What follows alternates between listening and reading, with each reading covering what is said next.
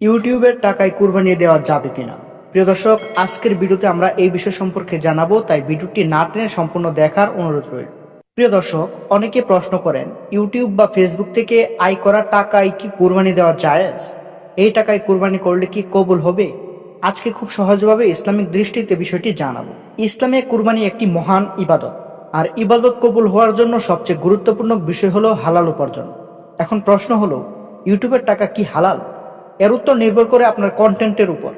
যদি আপনি ইসলামসম্মত, উপকারী, শিক্ষামূলক বা বৈধ বিনোদনের ভিডিও তৈরি করেন, মানুষের উপকার করেন, হারাম কিছু প্রচার না করেন, তাহলে সে আয় ইনশাল্লাহ হালাল হতে পারে, আর সেই টাকা দিয়ে কুরবানি করাও জায়েজ হবে।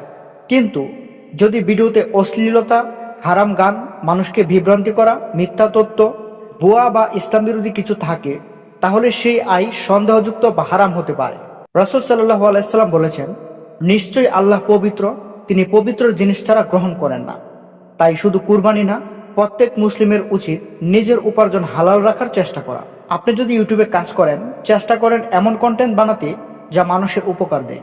হতে পারে আপনার একটি ভিডিও কারো জীবন বদলে দেবে, আর হালাল উপার্জনের টাকা দিয়ে করা কুরবানি হবে আরো বরকতময়। ভিডিওটি ভালো লাগলে লাইক, কমেন্ট এবং শেয়ার করুন।